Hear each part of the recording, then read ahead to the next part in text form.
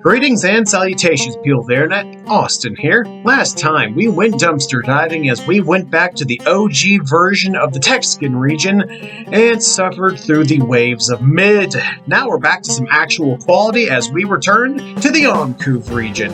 Before we get to that, however, let's get some minor housekeeping out of the way. Sorry this video's late. ZA took over my life for a little bit. We briefly hit 400 subs on the channel for about 5 minutes, so that was almost nice. Anywho, now for the major one. As was the case last year, I will be taking December off to work on the next monster of a video. Something y'all have been waiting for a long time. With that out of the way, let me quickly break down the plot of this DLC, so grab your snacks and your coat. According to some meteorological reports, a massive blizzard is forming in the north of the region and is spreading. This blizzard is very unusual, so the former champion is organizing a team to go investigate and has asked you, the current champion, to go help. Go grab your gear, heat up some hot chocolate, and pack plenty of Pokeballs as we meet the Pokemon who call this area home as we enter the frigid territories. Decompiller, the fruit tester Pokemon. This line was actually meant to be in the base Oncouv region, but I had to cut it to balance it out at the time, so this was the first thing I added to this DLC. The entire line is based on the White Admiral Butterfly. I actually worked on this line backwards since I had the best idea of what I wanted to do for the final evolution, so this little fella was actually last. The only major change from the base sketch to the final product were the horn/antenna. I went with the pronged look to better resemble the spiked nubs on the caterpillar that this species is based off of. This was definitely the easiest stage to design, so I don't have any major notes here. Gravescoon, the Tomb Shell Pokemon. Now we're bringing in the ghost typing. I decided to make the middle stage here into a tombstone plucked out of the ground, more or less. This didn't change a whole lot, but there are some differences between the base and the final designs. Originally, the crack up top was just a pattern, but in the final draft, after some feedback, it was made into an actual break to make the silhouette a little bit more interesting. I also puffed up the dirt, quote unquote, around the midsection just to make it a little bit more interesting. Aside from that, this remained mostly untouched. I actually think this is my favorite stage out of the evolutionary line, though. The final Evo is just behind it. Ectoskeleton, the Rotten Eater Pokemon. The jack-o'-lantern-esque teeth on the wing pattern was actually a suggestion when I was brainstorming this design. I liked it so much that I went ahead and used it. This also, shockingly, barely changed during development, mainly just fixing the perspective on the back wings and adding some color tip to the end of the antenna so they didn't get lost in the design. I wanted the wings to convey the ghost type for this design, keeping the main body fairly simple in comparison. I am very happy I was able to finally bring this line to life after having to cut it the first time around. Slime, the Fire Slime Pokemon. The simplest design in the DLC, but with one of the more complicated renders.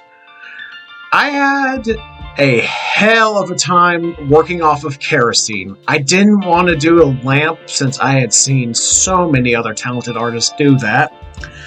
The snail/slime was a suggestion. I got that worked out so well.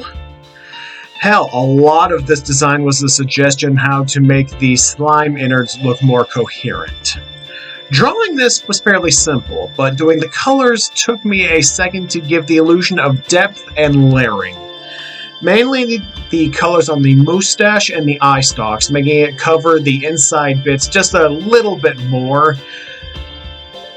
It's easier shown than described, honestly. I'm sorry about that. Honestly, Ignition was something I should have created a long time ago, but here we are, and it's not going anywhere. All in all, a fairly simple Pokemon that I was happy to add to the region. Minuscua, The Cryptid Pokemon. Our first new evolution of the DLC. This is a split evolution for Sasquatch when it levels up holding a King's Rock and is based on the Genoskawa.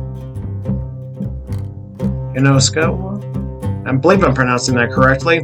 Another Bigfoot variant, but with some stone-like fur. I wanted this and Bogfoot to have very different body plans, this one being a lot stockier. The first pass of this Pokemon sucked. The face was ugly, and not in a good way. The proportions were whack, and the initial rock armor just looked so tacked on. I had to take a nap and then redo that travesty. The second pass you see here, minus a few adjustments, is basically what I came up with. I added the blades of grass on the legs to help break up the silhouette and add that little bit of splash of color that's just on the top of the head there. I added the mustache in the final design, and I made the rock hat overall a bit wider. That's pretty much it in terms of what changed from the base stage. This is just a solid split evolution. Oncouvian Catnopic, the tiny cat Pokemon. Now, we have something special here. A regional variant for a Pokemon I haven't officially introduced to you all yet in the Xenia reboot. I wanted to do a prevo for Farline in said reboot, and this felt like a fun opportunity to do something I haven't done before, and tease a new Pokemon at the same time. I did draw a basic Catnopic to work off of, a design I had a lot of help developing. This regional variant is based off of Sphinx cats, so I made the Pokemon look semi-hairless with the yellow color scheme, and changed up the tag up front to a lightning bolt to help sell the electric typing. I tried to make the colors a bit more unique than my standard electric types. While this is good, I still prefer the original that you'll be introduced to sometime next year whenever I get around to that video. Oncouvian Farline, the spoiled cat Pokemon. This evolves from Oncouvian Catnopic when exposed to a Dawnstone. The first pass of this design didn't change nearly enough, basically looking like a stripped-down version of the OG design. I made the arm/bandages more jagged and designed to look a little bit more like a scrap of a bandana around the neck. I made the tail a lot shorter so the bandages stood out more. I wanted to allude to the loose skin on Sphinx cats with this design without going all in on that, so that's why I added the lines on the side of the body and the forehead to allude to that. Outside of that, this design was pretty good to go. The colors did take a few passes, mainly just adding in the dark blue for contrast. I know, me adding dark blue to a Pokemon, who could have seen that coming? Kringwin, the jolly Pokemon. The evolved form of Delibird once it reaches its max friendship and goes full on Santa. I'll never do that again, I'm sorry. This was the easiest Pokemon design in the entire DLC. I mean, how could it not be? The only one that rivals it is Karaslime. The design was basically done from jump, only needed to adjust the placement of some of the feathers so I didn't have any real tangents. I did the ice crystal in the stomach fluff just to break things up and to look like a little bit of a belt buckle. There's not a whole lot to say with this Pokemon. This was just a general cakewalk through and through. Another Pokemon I meant to do in the base region, but I had to cut because there was just too many evolutions at the time.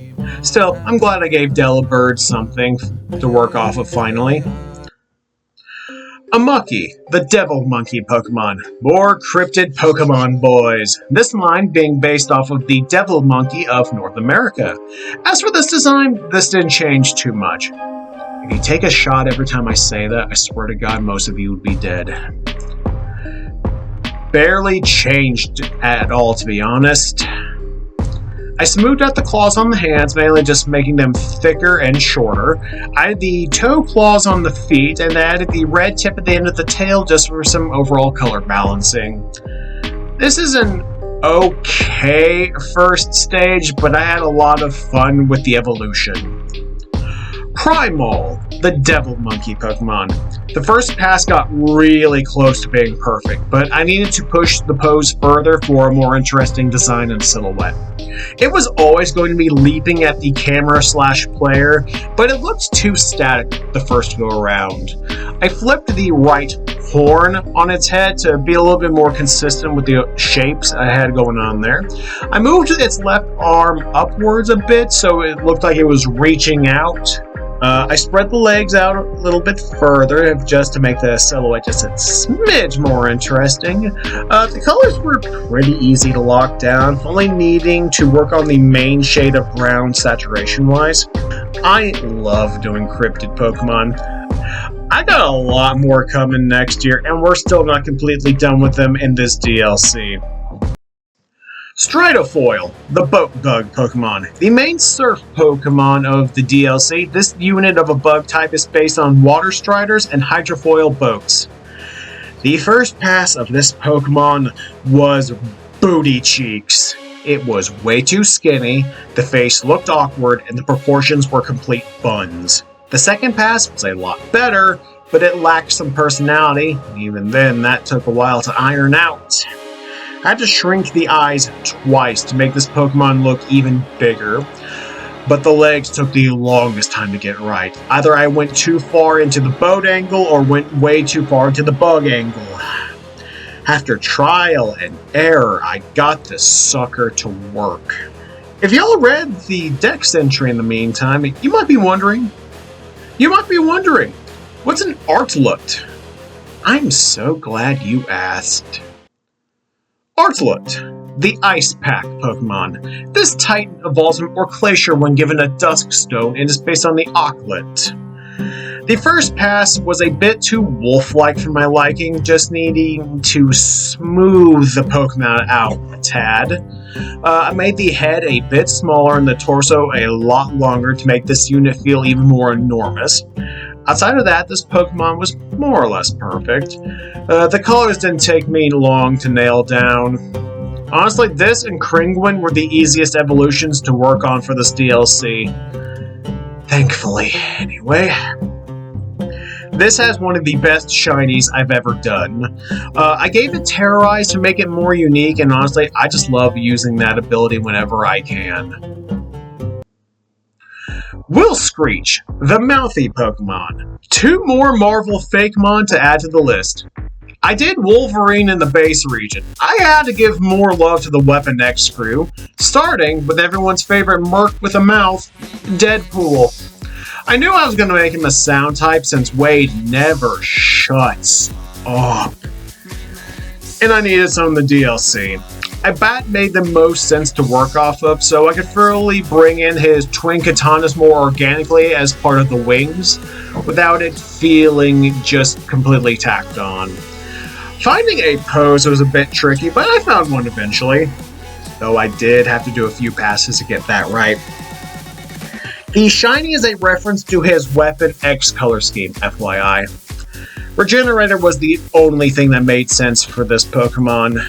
Own Tempo was brought on since Wade usually just does his own thing.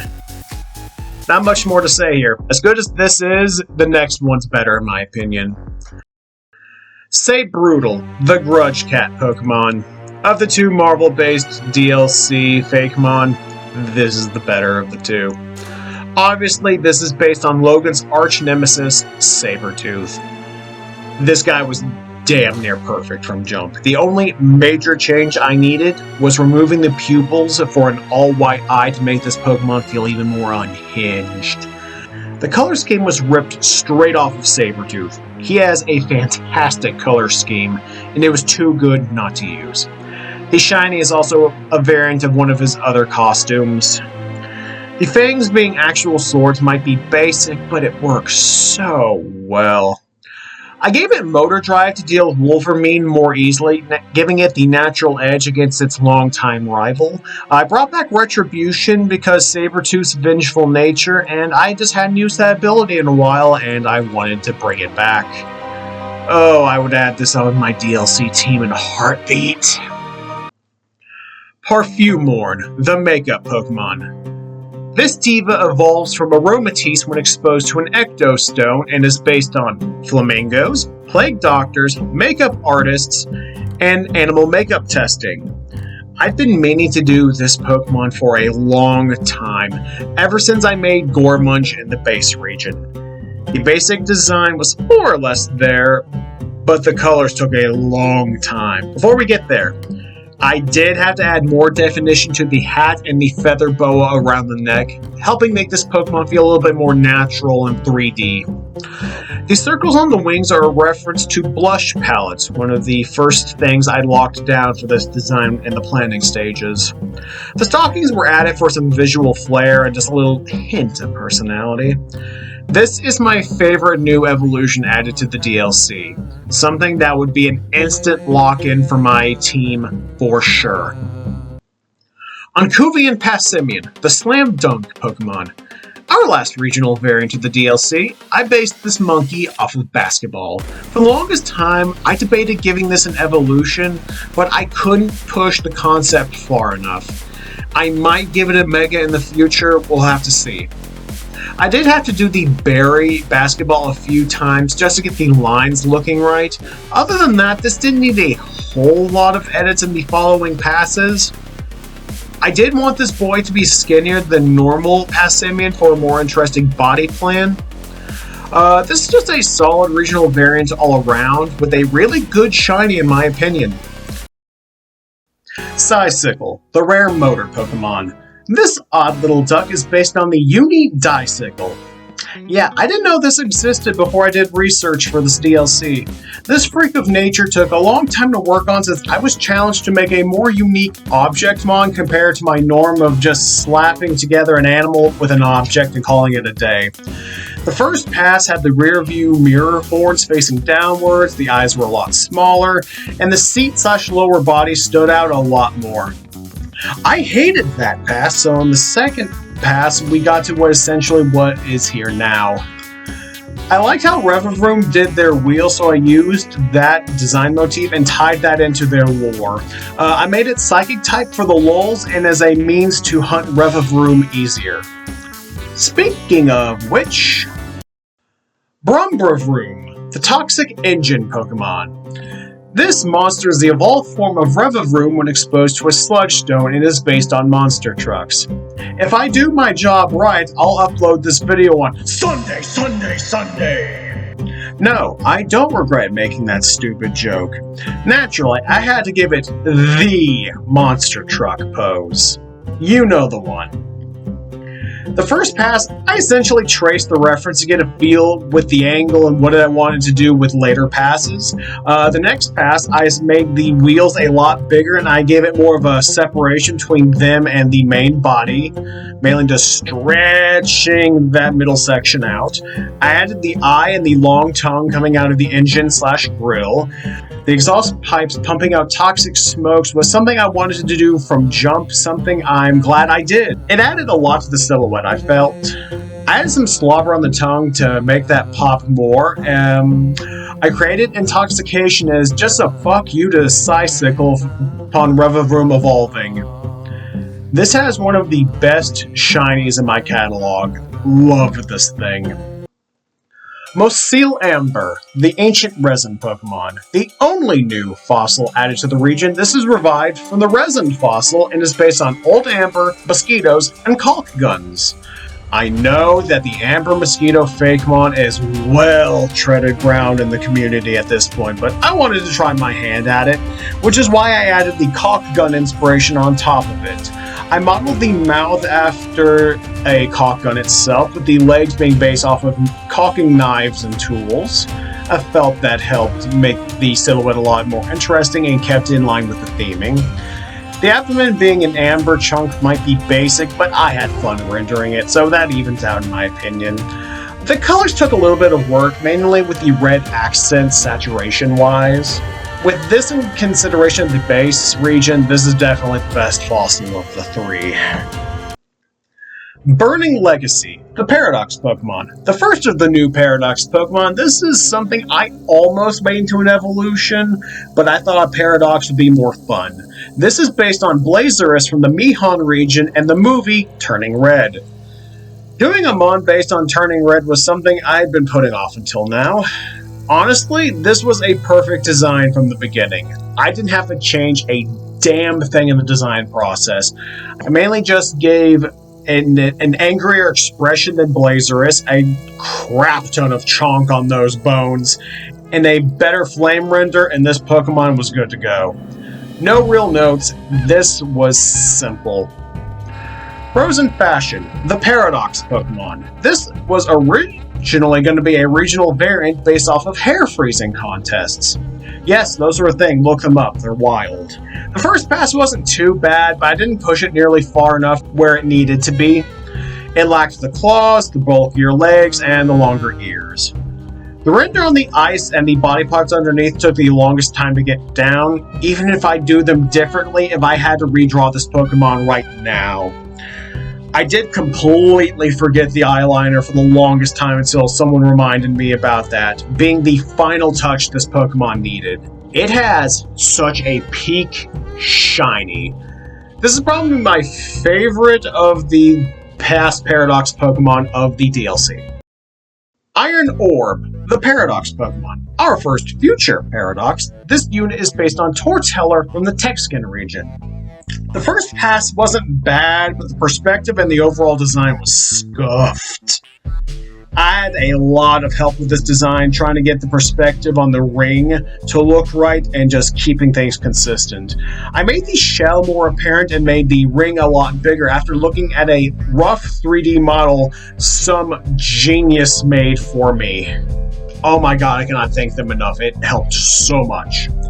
The colors weren't too much of a challenge. I really do enjoy doing paradoxes of my own fakemon, especially from regions I don't do a whole lot with.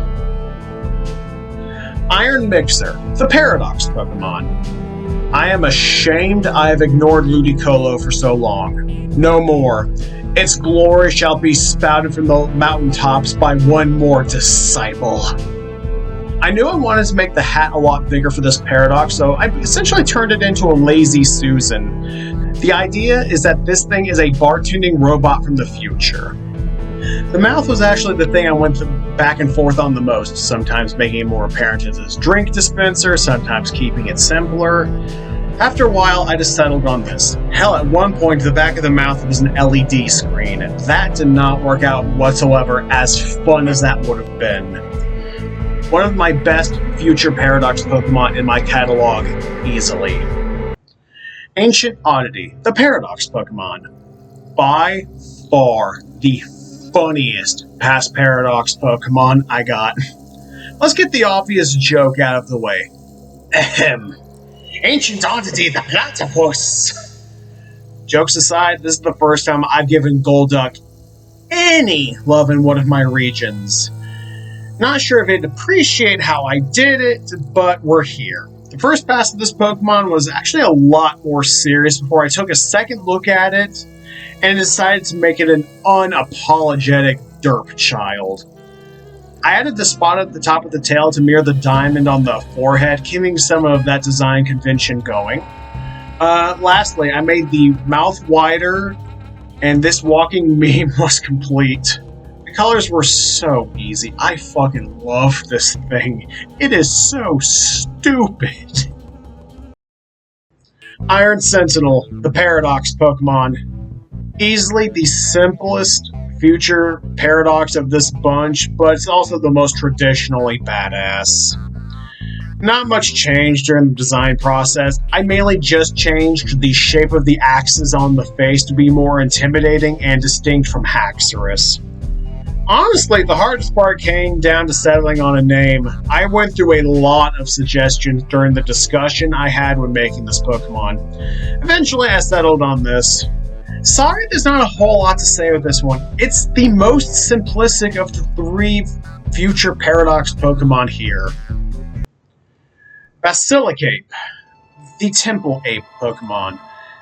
Definitely the harder of the two legendaries introduced in this DLC. This is based on the Notre Dame Basilicus of Montreal, keeping with the landmark theming of the main game legendaries. This boy would be the master of that trio, the Monument Trio, if I have never actually said that out loud, by the by. I went through a few passes with the design, with the final one being a suggestion sent to me to make it feel more legendary. The proportions and shapes were my overall issues. I just didn't push them far enough. I wanted to try and keep as much of the building as I could, mainly with the shapes of the arms and the torso and the window patterns across the body. I had the overall vibe down pretty early, thankfully, so it was easy to build off of later. As the main feature, I love the arms on this design the most. They came out really well. I had to give this Pokemon Scrappy as its ability to stand a chance against its rival, and the cause of the blizzard setting this adventure into motion. Speaking of which, Javalanche, the Frostbite Pokemon. This lethal lizard, as spoiled by the classification, is based on Frostbite in general. I originally didn't have an idea for this Pokemon outside of the typing and bringing back Arctic Rage as the ability. The lizard idea and basic sketch were sent to me by two of my longtime pals on the Subjectively Discord server. The sword/lance tail was originally their idea that I tweaked. I changed up a lot of the proportions from the initial sketch sent to me, mainly a smaller neck and bigger legs. I got the overall design down, but I needed to push the pose further. I opened up the mouth so it could have the visible breath/tongue to make the silhouette more interesting. I changed up the pose of the arms to be more dynamic. Aside from that, this Menace to Society was fairly simple to work on. I really love how it came out.